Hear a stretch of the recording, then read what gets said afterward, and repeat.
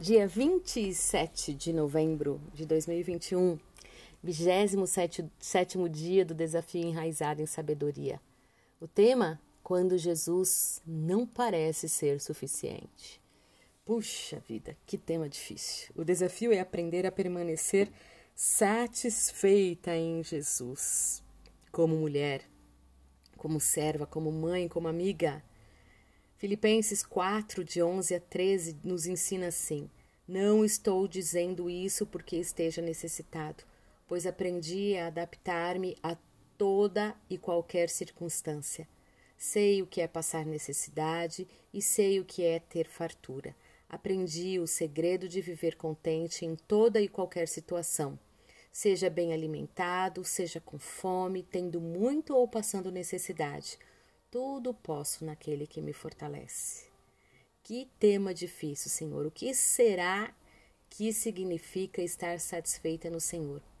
Mas também sendo honesta ao Senhor em relação aos nossos desejos.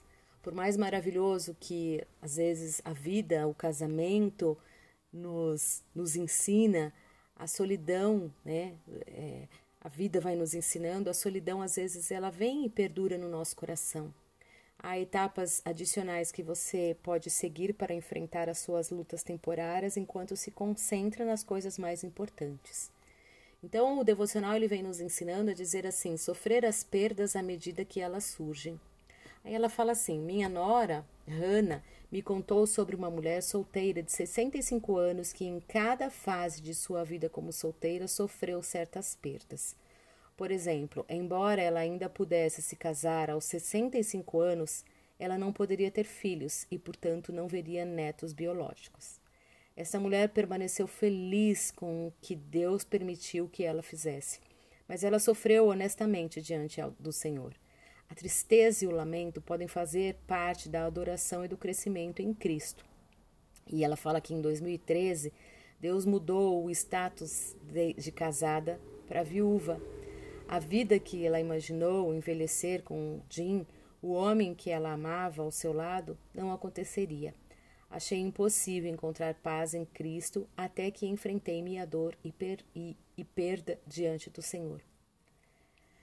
Às vezes a gente vai sublimando as nossas perdas na medida que elas surgem. Às vezes a gente vai desenvolvendo alguns mecanismos de defesa, seja de autocomiseração, seja de viver às custas dos sentimentos dos outros.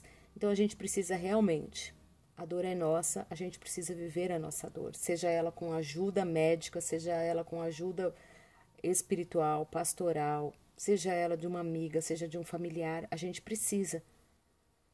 Porque às vezes tem gente que acaba se escondendo atrás dos seus sofrimentos. Então a gente precisa pôr a limpo tudo isso.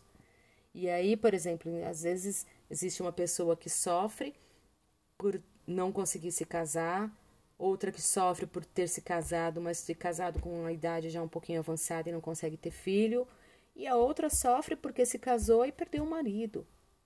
Então, a gente precisa perceber e estar sempre diante do Senhor que a gente não está sozinha, a gente precisa dar passos para trás e verificar que a gente vive num mundo que não é o mundo de Bob, né? Que é sofrido, é dolorido mesmo, é muito dolorido. Às vezes eu fico olhando mulheres, choro na presença de Deus, olhando mulheres que perderam seus maridos e falo, meu Deus, deve ser doloridíssimo. Só Jesus, só um dia após o outro, realmente. E aí ela vem falando, ore por uma missão e paixão do reino. Então ela fala assim, que a morte do marido dela deixou-a profundamente ferida e com uma renovada apreciação de que a vida é uma mera preparação para a próxima. João escreve, o mundo e a sua cobiça passam, mas aquele que faz a vontade de Deus permanece para sempre. 1 João 2,17. E aí ela fala que nas suas orações, Deus acabou perguntando para ela humildemente como ela poderia servir no seu reino. E aí ela pedia, né, ou soam como uma lista de coisas que ela queria realizar. E aí, casada ou solteira, todo mundo acaba tendo um propósito que é desfrutar de Deus e dar-lhe a glória. Então, ouse pedir a Deus que dê a você a clareza sobre o que Ele tem para você e uma paixão para você realizar isso. Então, a gente lida com pessoas que a gente sabe, a gente vê histórias na televisão, pessoas que acabam perdendo os entes queridos e para ficar mantendo-se em pé, elas precisam de rotas, de propósitos. E aqui é isso que ele está falando. Então, assim, para permanecer para frente, para fazer a vontade de Deus e permanecendo para frente, a gente precisa de uma missão, a gente precisa de uma paixão. Então, se você está aí passando por um momento dolorido, seja ele qual for, seja do luto, seja que perdeu seu marido, seja que perdeu sua mãe, seja que está desempregada e que não tem um tostão, peça para Deus estar com você de coração, ore falando, Senhor, quero ser ousada a dizer ao Senhor, que o Senhor me diga com clareza o que eu devo fazer. Outro está dizendo, outro tema, confie que Deus é suficiente. Certa vez, Paulo implorou a Deus para remover um espinho na carne. Não temos certeza do que se tratava. Embora os teólogos especulem que provavelmente tenha sido uma doença física de algum tipo, a resposta à aprovação de Paulo não foi do tipo espere no Senhor. Pelo contrário, foi curto e grosso. Não. 2 Coríntios 12, 9. A resposta amorosa de Deus às minhas orações para que ele curasse meu marido foi não. E devo confiar em Deus nessa resposta. Soando banal ou não, ainda é uma verdade poderosa. Jesus é suficiente. E sua promessa para mim é que seu poder se aperfeiçoa na minha fraqueza. O contentamento é uma luta que travaremos em alguma área de nossas vidas até a glória. Lutamos para nos contentarmos como solteiras. Podemos lutar para nos contentarmos com a pessoa com quem nos casamos, quer tenhamos filhos ou não, ou com o nível de renda que temos e assim por diante. O contentamento requer vigilância constante.